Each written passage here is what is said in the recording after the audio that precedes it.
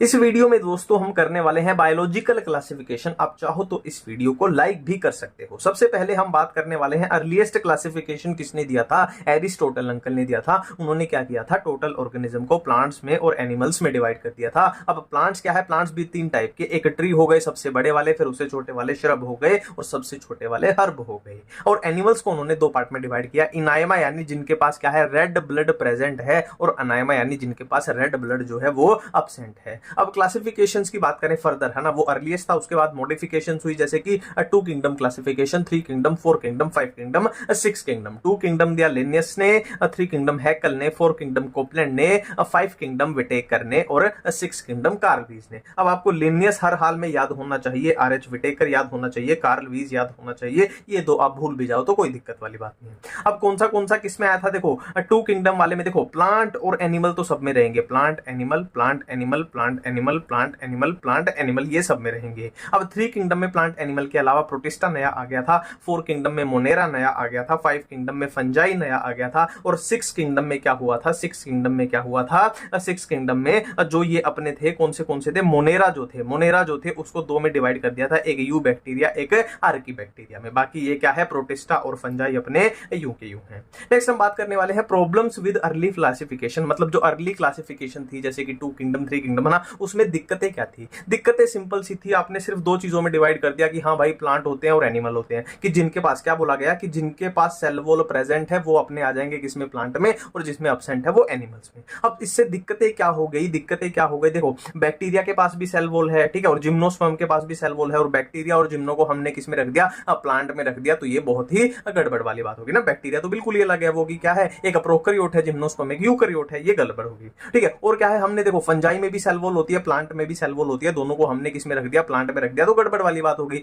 Fungi हेटेरोट्रोफ है, यानी अपना खाना खुद नहीं बनाती है, और प्लांट अपना खाना खुद बनाते हैं, तो ये भी गड़बड़ होगी। और क्या गड़बड़ हो गई? देखो, कैलेमडोमोनास, स्पाइरोगायरा, ये यूनिसेलुलर मल्टीसेलुलर, इनको भी इकट्ठे कर दिया, तो ये भी गड़बड़ हो गई। फंजाई की जो सेल वॉल है वो काइटिन की बनी है, प्लांट की सेलुलोज की बनी है, तो सेल वॉल का मटेरियल भी अलग है, इनको भी हमने इकट्ठे रख दिया, तो ये भी गड़बड़ हो गई, है ना। तो इन सब गड़बड़ों को मिटाने के लिए ही आया था कौन सा? फाइव किंगडम क्लासिफिकेशन, जो कि किसने दिया था? आर.एच. विटेकर ने दिया था। उनके क्राइटेरिया क्या क्या थे? Cell structure, body organisation, mode of nutrition, reproduction and phylogenic relation. अब पांच किंगडम कौन से थे? देखो, उन्होंने क्या किया था? ऑर्गेनिजम्स को दो टाइप में डिवाइड कर दिया था, एक हो गए प्रोकैरियोट्स, एक हो गए यूकैरियोट्स। प्रोकैरियोट्स कैसे होते हैं? जिनके पास न्यूक्लियर मेम्ब्रेन अब्सेंट पाई जाती है, और यूकैरियोट यानी जिनके पास न्यूक्लियर मेम्ब्रेन प्रेजेंट पाई जाती है। अब प्रोकैरियोट में आएंगे अपने पास मोनेरा आएंगे, यूकैरियोट्स में प्रोटिस्टा, फंजाई, प्लांटे, एनिमलिया। तो ये हो गए अपने पांच किंगडम, पहला किंगडम, दूसरा किंगडम, तीसरा, चौथा, और ये पांच किंगडम अपने टोटल हो चुके हैं। अब बात करें, देखो ये जो होते हैं अपने मोनेरा, ये यूनिसेलुलर होते हैं, प्रोटिस्टा यूनिसेलुलर होते हैं, ठीक है, और यहाँ पे ये फंजाई मल्टी सेलुलर है, उसमें टिश्यू की फॉर्मेशन बननी स्टार्ट हो गई थी, लूज टिश्यू था, यहाँ पे टिश्यू भी आ चुका है, ऑर्गन भी आ चुका है, और एनिमल्स में तो टिश्यू भी है, ऑर्गन भी है, और ऑर्गन सिस्टम भी आ चुके हैं। अब यहाँ से क्वेश्चन आपसे पूछा जाएगा, लूज टिश्यू किसमें होता है? फंजाई में। एक सुपर हिट क्वेश्चन और मैं आपको बता देता हूँ, आपसे पूछ लिया जाए कि यूनिसेलुलर यूकैरियोट कौन होते हैं, तो प्रोटिस्टा क्या है? यूनिसेलुलर यूकैरियोट होते हैं। अब बारी बारी से बात करने वाले हैं। सबसे पहले किंगडम मोनेरा के बात करने वाले हैं, बैक्टीरिया, जिसमें आएंगे एनसीईआरटी की लाइन है, bacteria are the sole member of a Monera, और ये मोस्ट अबंडेंट माइक्रो ऑर्गेनिज्म है, और इसमें क्या है? मोस्ट एक्सटेंसिव मेटाबॉलिक डाइवर्सिटी होती है। अब न्यूट्रिशन की बात करें तो बैक्टीरिया अपना खाना खुद भी बना सकते हैं, थोड़े बहुत ऐसे बैक्टीरिया होते हैं, सम यानी थोड़े बहुत ऐसे जो अपना खाना खुद बनाते हैं, और मेजॉरिटी ऑफ बैक्टीरिया हेटेरोट्रोफिक होते हैं, यानी अपना खाना खुद नहीं बनाते हैं। और शेप्स की बात करें तो बैक्टीरिया की शेप विब्रियो हो सकती है, कोमा शेप, कोकस स्फेरिकल हो जाएगी, bacillus road shaped, spirillum spiral हो जाएगी। नेक्स्ट हम आर्की बैक्टीरिया की बात करें, देखो आर्की बैक्टीरिया और नॉर्मल बैक्टीरिया में फर्क कहां पे होता है? मेन फर्क होता है सेल वॉल में। इनकी सेल वॉल अलग होती है, और इसकी सेल वॉल की वजह से ये हार्श हैबिटेट में सर्वाइव कर पाते हैं। अब हार्श हैबिटेट कौन से होंगे? हेलोफाइल्स, यहाँ पे जहां पे एक्सट्रीम सॉल्टी कंडीशन होगी, थर्मो एसिडोफिल्स यानी जहां पे बहुत गर्म कंडीशन होगी, मिथेनोजिन्स यहाँ पे मार्शियर यानी मिथेन होगी, ठीक है। नेक्स्ट हम साइनोबैक्टीरिया यानी ब्लू ग्रीन एल्गी की बात करने वाले हैं। तो यहाँ पे एक एक पॉइंट मैं आपको बताऊंगा। देखो, ब्लू ग्रीन एल्गी के बाहर जिलेटिनस शीट होती है, पहला पॉइंट। दूसरा पॉइंट है often form Bloom in water. Bloom क्या होता है? अगर ब्लू ग्रीन एल्गी की एक्सेसिव ग्रोथ हो जाए तो उसको बोलेंगे, है ना, वो ब्लूम कर रहे हैं, ब्लूम यानी एक्सेसिव ग्रोथ। और क्या होता है? इनके अंदर है ना स्पेशलाइज्ड सेल होती है, जिसको हेटेरोसिस्ट बोलते हैं, और हेटेरोसिस्ट का फंक्शन क्या होता है? नाइट्रोजन फिक्सेशन उनका फंक्शन होता है। और क्या होता है? देखो, इनके एग्जांपल क्या दिए हुए साइनोबैक्टीरिया के? नोस्टोक, एनाबिना, ये इसके एग्जांपल हैं। और क्या यूनिसेलुलर होते हैं ना, किंगडम मोनेरा में है तो यूनिसेलुलर है ना, कॉलोनियल भी हो सकते हैं, फिलामेंटस भी हो सकते हैं। ठीक है। और क्या है, जो इनके फोटोसिंथेटिक पिगमेंट है ना, क्लोरोफिल ए इनमें होता है, जो कि हाइयर प्लांट्स के है ना सिमिलर थोड़ा होता है। ठीक है। नेक्स्ट है अपना क्या, हेटेरोट्रोफिक बैक्टीरिया के बारे में दिया हुआ है। हमने बात की थी कि most of the bacteria heterotrophic होते हैं, अपना खाना खुद नहीं बनाते हैं। तो इसके एग्जांपल क्या है, जो भी डीकंपोजर बैक्टीरिया है वो हेटेरोट्रोफ हो गए। ठीक है। जो भी कर्ड मेकिंग है, जैसे कि लैब हो गया ना, लैक्टिक एसिड बैक्टीरिया, एंटीबायोटिक जिनसे बनती है वो हो गए, नाइट्रोजन फिक्सिंग वाले हो गए, वो सारे हेटेरोट्रोफिक बैक्टीरिया है। नेक्स्ट बैक्टीरियल डिजीज की बात की गई, जो कॉमन बैक्टीरियल डिजीज है, जो ह्यूमन हेल्थ डिजीज में भी अपने को पता लग जाता है, कोलेरा, टाइफाइड, टिटेनस, साइटर कैंकर, ये कॉमन बैक्टीरियल डिजीज है। नेक्स्ट हम रिप्रोडक्शन इन बैक्टीरिया की बात करें तो एनसीईआरटी में क्या क्या लिखा हुआ है कि मेनली बाई फिजन और क्या है, अनफेवरेबल कंडीशन में स्पोर की फॉर्मेशन करते हैं। देखो स्पोर की फॉर्मेशन अनफेवरेबल कंडीशन में ही होती है, और ये ट्रांसडक्शन का मेथड दिया हुआ है, सेक्सुअल रिप्रोडक्शन इतना ही दिया हुआ है, इससे ज्यादा डिटेल में अपनी एनसीईआरटी में नहीं है। By adopting a primitive type of DNA transfer from one bacterium to another. अब यहां से क्वेश्चन क्या बनेंगे, एक फिजन वाला बन गया, एक स्पोर फॉर्मेशन वाला, अच्छा क्वेश्चन बन जाएगा। नेक्स्ट माइकोप्लाज्मा के बारे में बात करने वाले हैं। पहली लाइन तो यही होगी, माइकोप्लाज्मा में सेल वॉल जो होती है वो अब्सेंट होती है। दूसरा इसका सुपरहिट क्वेश्चन है, माइकोप्लाज्मा जो है वो स्मॉलेस्ट लिविंग सेल है, सबसे छोटी लिविंग सेल है, और क्या है, कैन सर्वाइव विदाउट ऑक्सीजन, यानी ऑक्सीजन के बिना भी ये जिंदा रह सकता है। मैनी आर पैथोजेनिक यानी बहुत सारे माइकोप्लाज्मा बीमारी फैलाते हैं।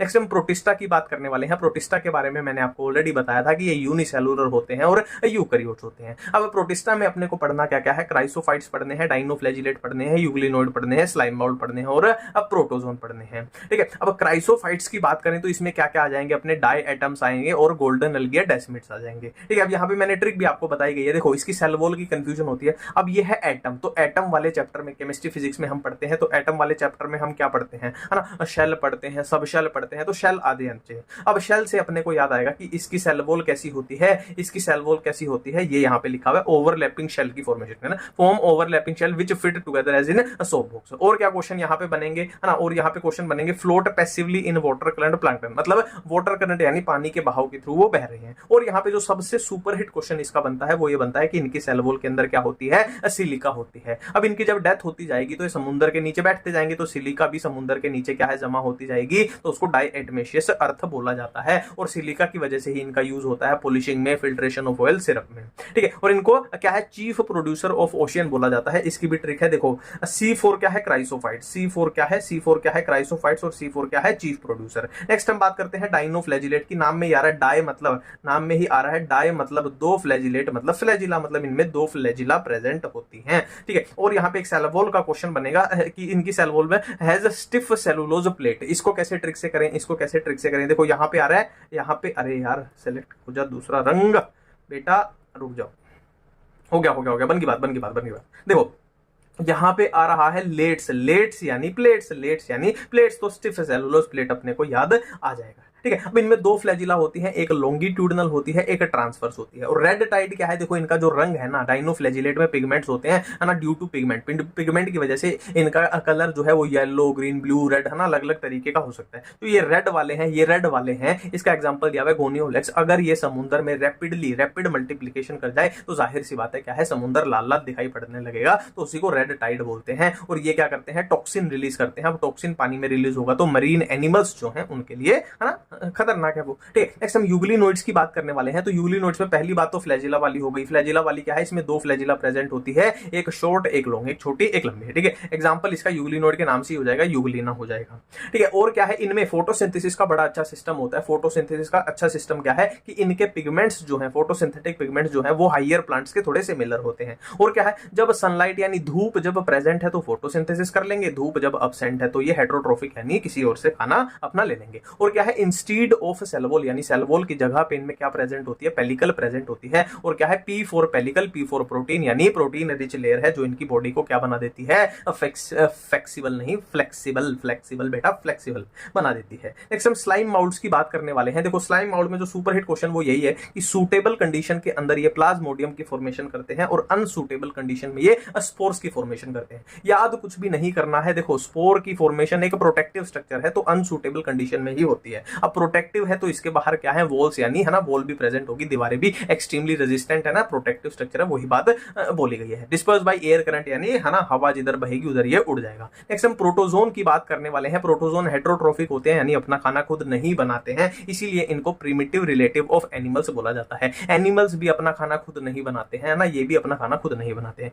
इसमें क्या क्या आएंगे, अमीबोइड आएगा, फ्लैजिलेटेड, सिलिएटेड, स्पोरोजोन। अमीबोइड में अब देखो प्रीडेटर भी हो सकते हैं, पैरासिटिक भी हो सकते हैं। प्रीडेटर का एग्जांपल है अमीबा, पैरासिटिक का है एंट अमीबा, और इनकी है ना इनके सरफेस पे सिलिका की शेल भी होती है। फ्लैजिलेटेड में क्या है, नाम से ही पता लग रहा है, फ्लैजिलेटेड यानी फ्लैजिला होगी, नाम से ही पता लग रहा है, सिलिएटेड यानी सिलिया होगी। एग्जांपल है ट्रिपैनोजोमा, और इसका एग्जांपल क्या है, पैरामीशियम। इसका ट्रिपैनोजोमा, इसका पैरामीशियम, और ट्रिपैनोजोमा की वजह से बीमारी कौन सी होती है, स्लीपिंग सिकनेस। और इनमें क्या है, एक गल्लेट होती है इनमें, है ना, एक कैविटी है जो है ना, गल्लेट है वो एक कैविटी है, वो सिलिएटेड में प्रेजेंट होती है, बात खत्म है, यही एनसीईआरटी में लिखा गया है। स्पोरोजोन प्लाज्मोडियम, ये मलेरिया में अपना आता है, ह्यूमन हेल्थ एंड डिजीज में। फंजाई की बात करने वाले हैं, तो फंजाई देखो फिलामेंटस होती है except yeast. Yeast unicellular fungi होते हैं। देखो फंजाई को होना चाहिए मल्टीसेलुलर, बट यीस्ट ऐसी है जो यूनिसेलुलर होती है, इसलिए फिलामेंटस तो हो ही नहीं सकती, यूनिसेलुलर तो है ना, फिलामेंटस होती है, ठीक है। और फंजाई की बॉडी है वो किससे बनी होती है ना, एक धागे से बनी होती है, जिसको हाइफी बोलते हैं, और हाइफी के नेटवर्क को ही हम क्या बोलते हैं, माइसीलियम बोलते हैं। अब ये माइसीलियम जो है ये सिनोसिटिक भी हो सकता है। सिनोसिटिक मतलब कोई डिवीजन ही नहीं है, वहीं पे सारे न्यूक्लियस देखो,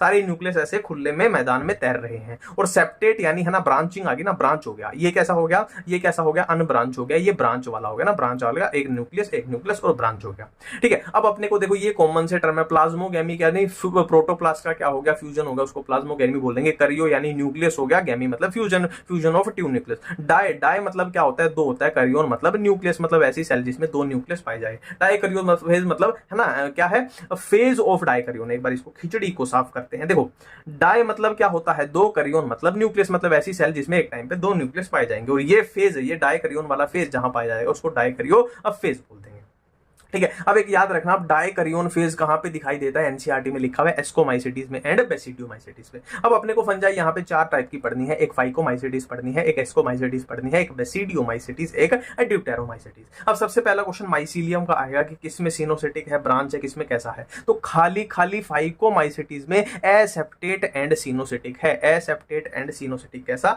ये वाला एसेप्टेट एंड सिनोसिटिक। बाकी सारी फंजाई में सेप्टेट या फिर ब्रांच आप बोल सकते हो, सेप्टेट या ब्रांच सब में सेम हो जाएगा, ठीक है। अब फाइकोमाइसिटीज के एग्जांपल आपको याद रखने हैं, म्यूकर राइजोपस और क्या है अल्ब्यूगो। राइजोपस क्या है, ब्रेड माउल्ड होता है, अल्ब्यूगो पैरासिटिक और मस्टर्ड। देखो जो एग्जांपल के क्वेश्चन है वो यहीं से बनेंगे, ब्रेड माउल्ड कौन सी थी, पैरासिटिक और मस्टर्ड कौन सी थी, ये आपको याद रखना है। नेक्स्ट हम एस्कोमाइसिटीज की बात करने वाले हैं। एस्कोमाइसिटीज में देखो यहाँ पे यीस्ट की जिक्र किया गया है, और हमने ऑलरेडी बात कर चुके हैं कि यीस्ट कैसी है, यूनिसेलुलर फंजाई होती है, और इसके ये वाले एग्जांपल हैं, ठीक है। Aspergillus, Claviceps, Neurospora, morals and baffle. Neurospora का क्या है, जेनेटिक वर्क में इसका यूज होता है, और एडिबल खाने वाली कौन सी है, मोरल्स एंड बफल्स है। ड्यूटेरोमाइसिटीज को, अब ड्यूटेरो से पहले हम बेसिडियो की बात करेंगे यार, बेसिडियो की है ना, वो लास्ट में ही एनसीईआरटी में तो लास्ट में ही करेंगे। तो बेसिडियो को ब्रैकेट फंजाई भी बोला जाता है, B for basidio, B for bracket fungi, पफोस, ठीक है। अब यहाँ एक मजे की बात है, देखो ड्यूटेरो में जो है ना वो ओनली एसेक्सुअल फेज होता है, और बेसिडियो में ओनली क्या होता है, ओनली सेक्सुअल फेज होता है, ठीक है। मेरा थोड़ा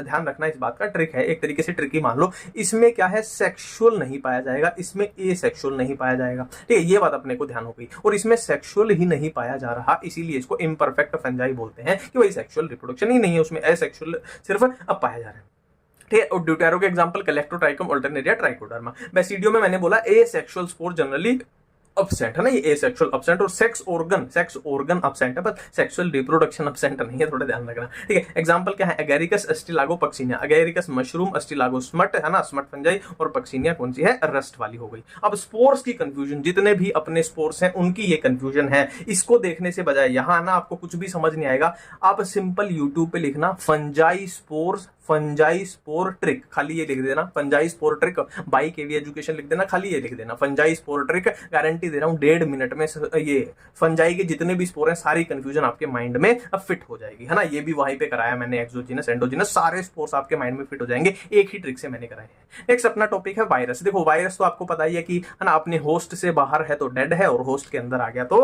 वो लिविंग हो जाएगा, ठीक है। अब वायरस के अंदर दो चीजें होती हैं, एक न्यूक्लिक एसिड होता है, एक प्रोटीन होता है। न्यूक्लिक एसिड यानी RNA आरएनए या फिर डीएनए हो सकता है। और न्यूक्लिक एसिड का यूज वायरस किस लिए करता है? इन्फेक्शन के लिए। अब न्यूक्लिक एसिड का यूज इन्फेक्शन के लिए कर रहा है तो न्यूक्लिक एसिड उसके लिए बहुत जरूरी है, तो इसको प्रोटेक्ट करना भी बहुत जरूरी है। तो इसको प्रोटेक्ट करने के लिए वायरस के पास होता है प्रोटीन। अब प्रोटीन का ना कोट को क्या बोलते हैं? वायरस में प्रोटीन के कोट को हम क्या बोलते हैं? कैप्सिड बोलते हैं। और कैप्सिड किससे मिलकर बना होता है? बहुत सारे कैप्सोमियर से मिलकर बना होता है। एनसीईआरटी की मैं लाइन बाय लाइन आपके सामने कॉपी कर रहा हूं। अब ये कैप्सोमियर की अरेंजमेंट दो तरीके से हो सकती है, हेलिकल भी हो सकती है, तो आपको मोज़ेक वायरस में एनसीईआरटी में दिया भी हुआ है। पॉलीहेड्रल भी हो सकती है जैसे कि बैक्टीरियोफेज में। अब ये आ गए अपने क्या है? साइंटिस्ट रिलेटेड वायरस, जैसे कि नेमिंग ऑफ वायरस किसने दी थी? दिमित्री इवानोव्स्की, है ना। पुरानी एनसीईआरटी में देखोगे तो पास्चर भी मिलेगा, पर आपको ये है ना नई एनसीईआरटी के अकॉर्डिंग दिमित्री इवानोव्स्की। और क्या है? कंटेजियम वाइवम फ्लूइडम, ये किसने बोला था? कंटेजियम का मतलब इन्फेक्शियस, वाइवम मतलब लिविंग, फ्लूइड मतलब फ्लूइड, मतलब ये टर्म वायरस के लिए किसने इस्तेमाल की? एमडब्ल्यू बेचरेटकी ने, है ना। वायरस के क्रिस्टल किसने बनाए थे? WM